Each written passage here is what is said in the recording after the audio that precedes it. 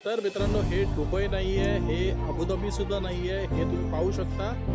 एवढी झगमगाट जी काही आहे ना, ही सगळी आणि सगळी उज्जैनमधल्या महाकालेश्वरची. मित्रांनो, तुम्ही सप्तऋषींबद्दल कधीतरी ऐकलं असेलच. म्यूजिक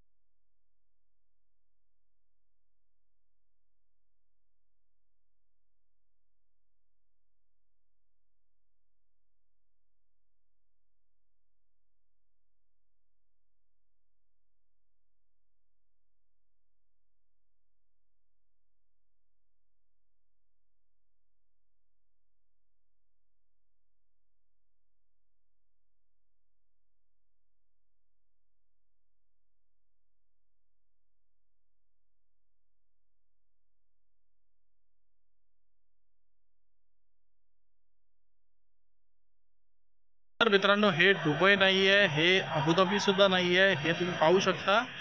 एवढी झगमगाट जी काही आहे ना, ही सगळी आणि सगळी उज्जैनमधल्या महाकालेश्वरची, महाकाल लोक याची ही झगमगाट आहे. आणि हे खूप भारी असं बांधलेलं आहे. तुम्ही इथे पाहू शकता. खूपच म्हणजे अविस्मरणीय अनुभव आहे. मी एवढं सांगू इच्छितो तुम्हाला. जर कधी तुम्ही उज्जैनला थांबलात रात्रीचं, तर प्लीज इकडे या, पण 9च्या अगोदर या, जेणेकरून तुम्हाला प्रॉपर दर्शन घेता येईल आणि हे सगळं पाहता येईल. ॲक्च्युली आम्ही आता परत दर्शन करायला गेलेलो होतो, त्यामुळे थोडंसं उशीर झाला, पण आता मी आलो आहे. आणि इथे तुम्ही पाहू शकता माझ्या मागे नजारा. सांगतो तुम्हाला यार, पूर्ण झगमगाट आहे.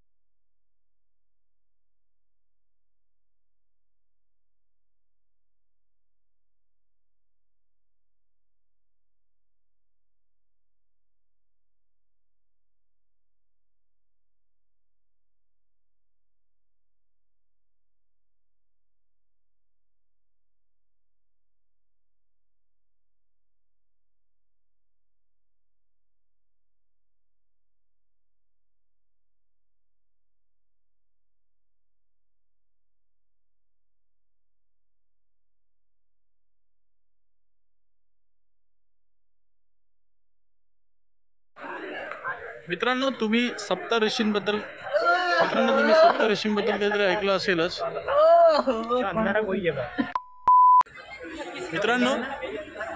मित्रांनो तुम्ही सप्तऋषीबद्दल ऐकूनच घेतलं असेल कधी ना कधी। तर तुम्हाला मी दाखवतो सप्तऋषी कसे आहेत ते, तुम्ही ते पाहू शकता।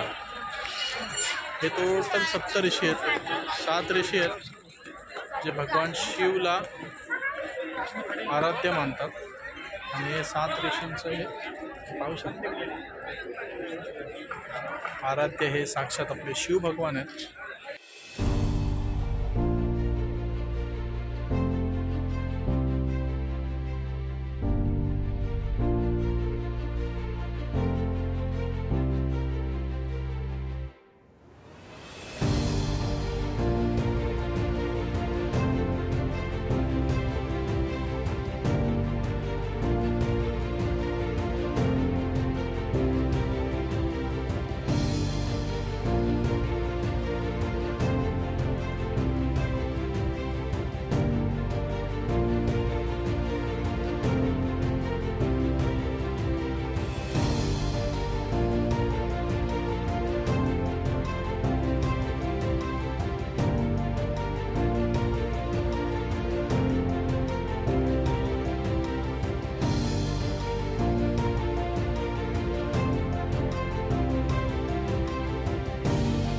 तर मित्रांनो फायनली आता माझा महाकाल लोक फिरून झालेला आहे। तुम्हाला काय सांगू आता अनुभव तुम्ही पाहिलं असेलच।